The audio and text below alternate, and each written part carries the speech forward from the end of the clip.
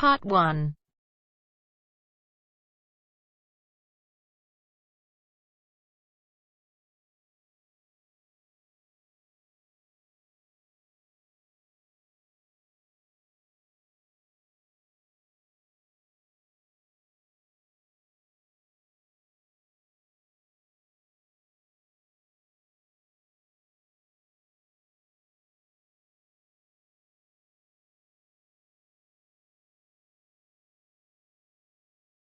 You will hear a number of different recordings, and you will have to answer questions on what you hear.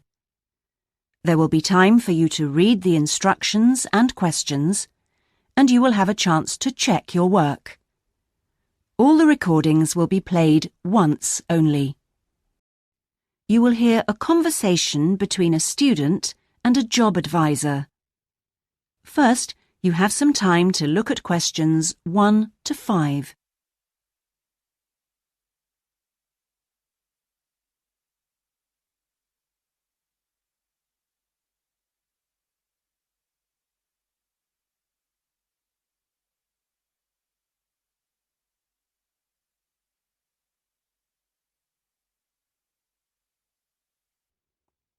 Now we shall begin. You should answer the questions as you listen, because you will not hear the recording a second time. Listen carefully and answer questions 1 to 5. Good morning.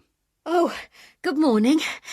Is this, room number 26? Yes, that's right.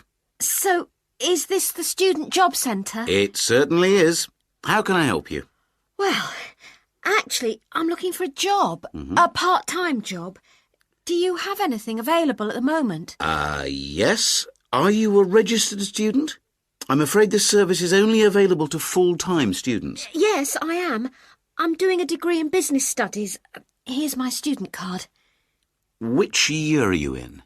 Well, I've been at uni for 4 years, but I'm in the 3rd year because I took last year off. Right. Well, let's just have a look at what positions are available at the moment. There's a job working at the reception desk at the sports centre for 3 evenings a week. That's Wednesdays, Thursdays and Fridays. Oh, that sounds like fun, but unfortunately I have evening lectures, so that's not possible, I'm afraid. Is there anything during the day? OK, that's no good then. What about cleaning? There's a position for a cleaner at the childcare centre. Right. But you'd need to be there at 6 a.m. Does that appeal? 6 o'clock in the morning? Oh, that's far too early for me, I'm afraid. I'd never make it that early in the morning. Well, there was a position going in the computer lab for 3 days a week that might be OK. Here it is. No, it's in the library, not the lab. Clerical assistant required. I think it mostly involves putting the books back on the shelves. Oh, no, hang on. It's for Wednesday and Friday evenings again. No, I can't manage that because of the lectures. OK, I'm getting the idea. Look, I'll just get a few details from you anyway, and then we can check through the list and see what comes up. Before you hear the rest of the conversation, you have some time to look at questions 6 to 10.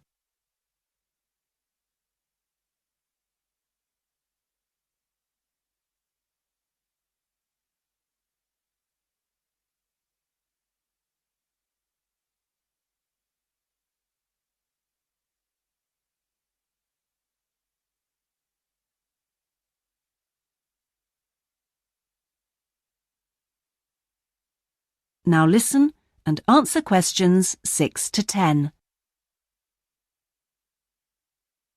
We'll fill in the personal details on this application form first, if that's OK. Yeah, that's fine. Now, what's your name again? Anita Newman. That's Newman. And your address, Anita? I'm in one of the halls of residence for postgraduate students. You know, International House. OK, that's easy. What's your room number there? Room B569. No, sorry, B659. I always get that wrong. I haven't been living there very long. Do you have any other skills? Typing, languages, that sort of thing? Well, I speak some Japanese. Right, I'll make a note of that. Now, let's see what else is available. What do you think of administrative work? There's a position for an office assistant at the English Language Centre. That sounds interesting. It's for 3 days a week, Monday, Friday and Saturday mornings. Interested? I was hoping to have Saturdays free, but I need the work, so... Can you tell me what the job involves? Yep, sure. It says here that you'll be required to deal with student inquiries and answer the phone. I'm sure I can handle all that without a problem. Great. Well, would you like me to arrange an interview for you? Say Friday morning around 10? Can we make it a bit later? Unfortunately, I've got something to do at 10. Would that be okay? Not a problem. How about 11:30? Hope it works out for you, Anita. Me too. And thanks for all your help.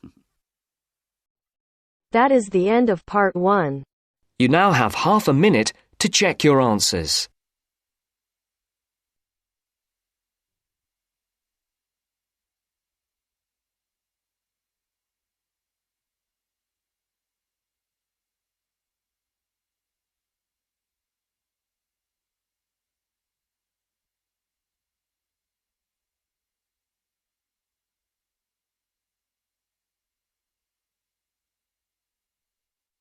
Now turns to part 2. Part 2.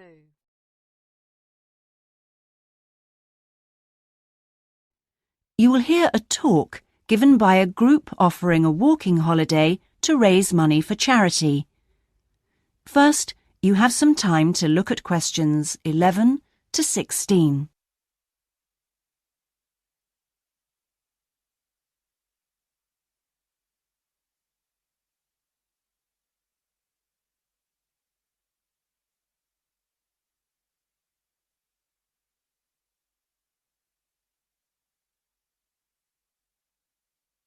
Now listen carefully and answer questions 11 to 16.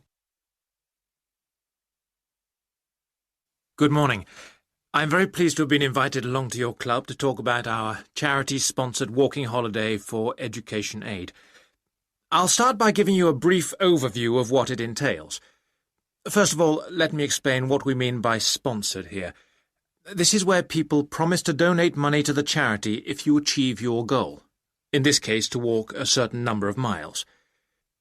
Basically, we are organising a 10-day holiday from the 6th to the 16th of November, with 8 days actual walking, trekking in the Samira Mountains. Let's have a look at some of the details.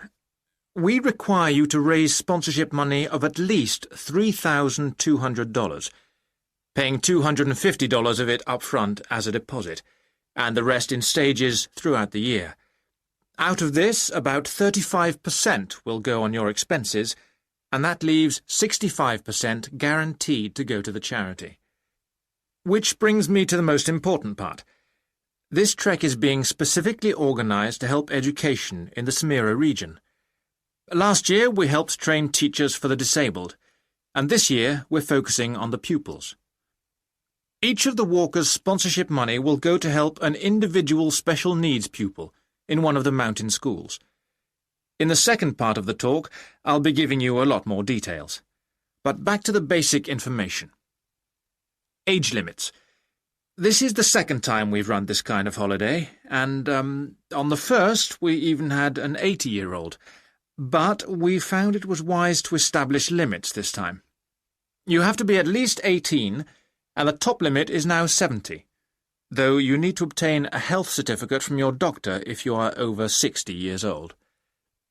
Now, the Samira Mountains are among the highest in the world, but you mustn't be too daunted. We will mainly be trekking in the foothills only, although there will be spectacular views even in the foothills. However, you will need to be extremely fit if you aren't now and you're interested in coming with us. You have plenty of time to get into shape. You'll be sleeping in tents, so you must have quite a bit of equipment with you, but you will be helped by local assistants. Your bedding and so forth will be carried by them. We ask that you only walk with a small rucksack with needs for the day. I don't think I've really said enough about the marvellous area you'll be walking in. Let's have a look at some of the sights you'll be seeing. Apart from these spectacular snow-covered peaks and valleys, there are marvellous historic villages. The area has been famous for centuries for making beautiful carpets, although recently there has been a trend to move into weaving blankets and wood carving. The people are extremely friendly and welcoming. We deliberately keep the party small in size to minimise disruption to people and landscape. Before you hear the rest of the talk, you have some time to look at questions 17 to 20.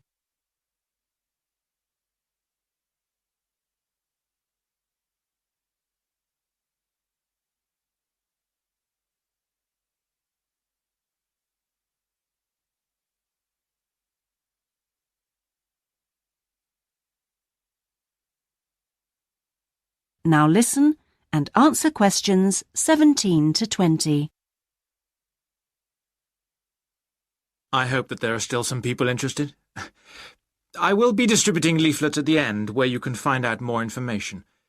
But just for the moment, I'll outline the itinerary, the main high points of the holiday. Obviously, you'll start by flying out to Kishba, the capital city, on day 1. After a couple of days to acclimatise yourself, you'll start the trek on day 3, walking through the enormous Katiba forest, which will take the whole of the day. Day 4 takes us higher up, going through the foothills, past a number of villages, and visiting a school for the disabled in Sohan. Then you have a rest day, that's day 5, before going to the spectacular Kumi Temple, with 12th century carvings, set in a small forest by a lake, and that's day 6, the highlight for many. We stay near there for day 7, because then comes the hardest day, walking through very mountainous country, but culminating in a swim in the Pate Falls. This is the highest waterfall in the region. Day 9 is much easier, with part of the day spent in a village where they make some of the gorgeous red blankets. Then back down to Kishba and the journey home. So, you can see it's a pretty packed timetable. That is the end of part 2. You now have half a minute to check your answers.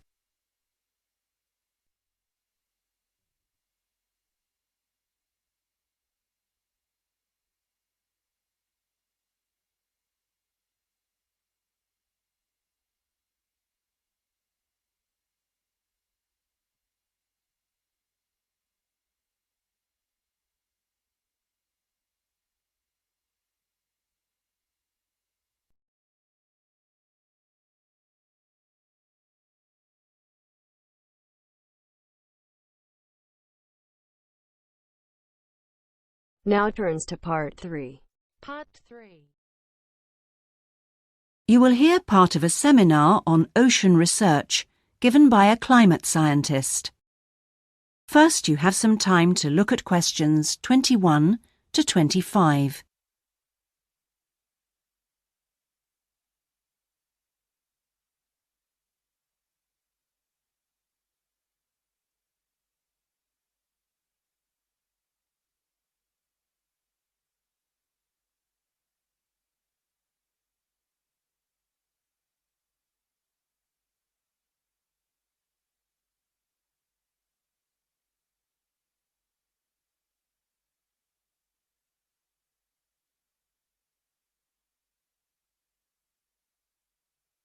Now listen carefully and answer questions 21 to 25. Thanks to all of you for coming along today to hear about how the Robotic Float project is helping with ocean research. Well, first of all, we'll look at what a robotic float does and its use. So let's start with the device itself. It looks a bit like a cigar, and it's about 1.5 meters long. More importantly, it's full of equipment that's designed to collect data, so it can help us in building up a profile of different factors which work together within the world's oceans. Sounds like a big project. Isn't it too big for one country to undertake? That's quite true, but this project is a really good example of international cooperation. Over the last 5 years, scientists from 13 countries have been taking part in the project and launching floats in their area of ocean control. And next year, this number will rise to 14 when Indonesia joins the project. That's impressive. But let's move on to how floats work. The operational cycle goes like this. Each of the floats is dropped in the ocean from a boat at a set point and activated from a satellite. Then the float immediately sinks about 2,000 meters. That's 2 whole kilometers down in the water. It stays at this depth for about 10 days and is carried around by the currents which operate in the ocean at this level. During this time, it's possible for it to cover quite large distances, but the average is 50 kilometers. So, what is it actually recording? Well, at this stage, nothing. But as it rises to the surface, it collects all sorts of data. Most importantly, variations in salinity, that's salt levels, and the changes in temperature, a bit like underwater weather balloons. Then, when it gets back to the surface, all the data it's collected is beamed up to the satellite. After about 5 hours on the surface, the float automatically sinks, beginning the whole process again. What happens to the data? Well, the information is transferred direct to onshore meteorological stations, like our one in Hobart, and within 4 hours the findings can be on computers, and they can be mapped and analysed. Before you hear the rest of the seminar, you have some time to look at questions 26 to 30.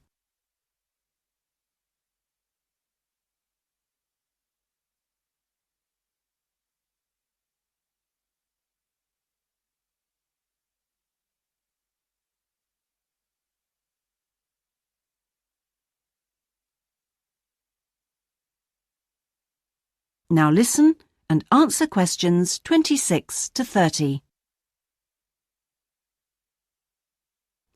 You say you're building models of the world's ocean systems, but how are they going to be used? And more importantly, when? Some of the data has already helped in completing projects. For example, our understanding of the underlying causes of El Niño events is being confirmed by float data. Another way we're using float data is to help us to understand the mechanics of climate change, like global warming and ozone depletion. That's part of an ongoing variability study, but the results are still a long way off. However, this is not the case with our ocean weather forecasting. Because we know from the floats what the prevailing weather conditions will be in certain parts of the ocean, we can advise the Navy on search and rescue missions. That's happening right now, and many yachtsmen owe their lives to the success of this project. In addition, the float data can help us to look at the biological implications of ocean processes. Would that help with preserving fish stocks? Yes, and advising governments on fisheries legislation. We're well on the way to completing a project on this. We hope it will help to bring about more sustainable fishing practices. We'll be seeing the results of that quite soon. It sounds like the data from floats has lots of applications. Yes, it does. It's also a powerful agricultural tool. If we were aware of what the weather would be like, say, next year, we could make sure that the farmers planted appropriate grain varieties to produce the best yield from the available rainfall. That sounds a bit like science fiction, especially when now we can't even tell them when a drought will break. I agree that this concept is still a long way in the future, but it will come eventually, and the float data will have made a contribution.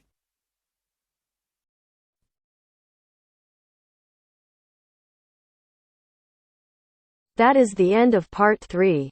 You now have half a minute to check your answers.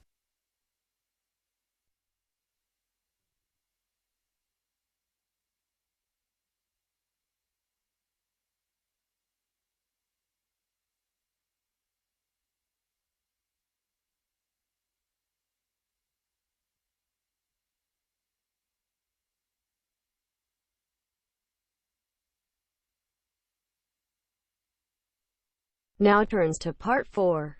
Part 4.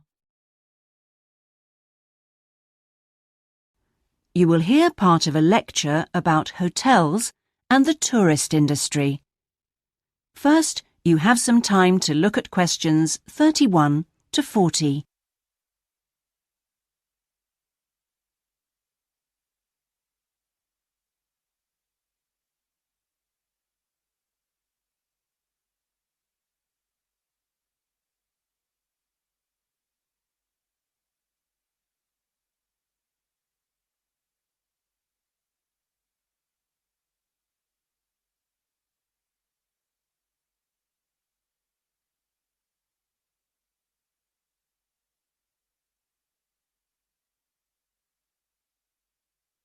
Now listen carefully and answer questions 31 to 40. Good morning, everyone. Today's lecture forms part of the Hospitality and Tourism module. Last week, I looked at the economy end of the hotel business. This week, I'm going to discuss the luxury end of the market. Let's consider the following scenario. You wake up in the middle of the night in a strange hotel miles away from home, disoriented most probably from jet lag, when even the most expensive surroundings can seem empty and dispiriting. You have paid a great deal of money to stay in this first-class hotel with its contemporary technology, but according to recent research carried out by an international travel and public relations company, all is not well.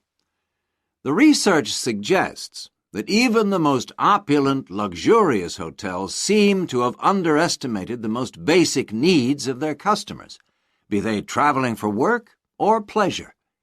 The need to feel at home in surroundings which are both familiar and inviting.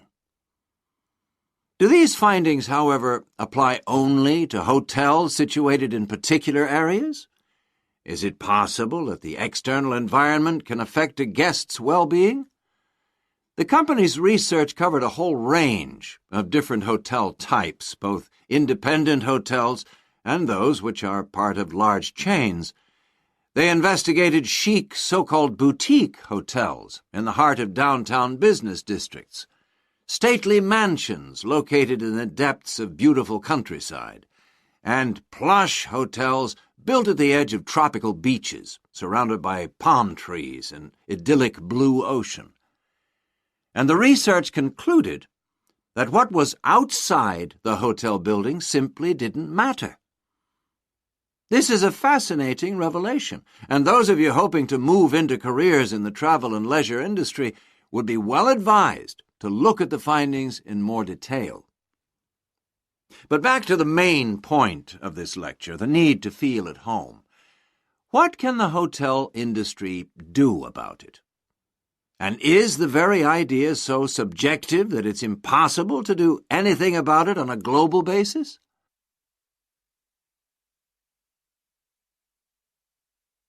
However, nothing stands still in this world. One company has come up with the slogan, "Take your home with you," and aims to provide clients with luxury serviced apartments. Those in the business travel industry maintain that these serviced apartments dispense with all the unwanted and expensive hotel services that business travelers don't want, while maximizing the facilities they do want. For example, not only sleeping and living accommodation, but also a sleek, modern kitchen that allows guests to cook and entertain, if they wish, at no additional cost. The attractions of such facilities are obvious, and it'll be interesting to see whether the company manages to establish a trend all over the world and make a lasting impact on the luxury accommodation market. Now, finally, I want to consider the psychology underpinning the traditional holiday hotel industry. As a hotelier, how do you go about attracting people to give up the security of their own home and entrust themselves to staying in a completely strange place and sleeping in an unfamiliar bed? Firstly, hotels exploit people's need to escape the predictability of their everyday lives. For a few days, people can pretend they are free of responsibilities and can indulge themselves. Secondly, there is something very powerful in our need to be pampered and looked after. It's almost as if we returned to being a baby when everything was done for us and we felt safe and secure. And not far removed from this is the pleasure in being spoilt and given little treats, like the minuscule bottles of shampoo and tiny bars of soap, the chocolate on your pillow at night. And we actually forget that we are paying for it all.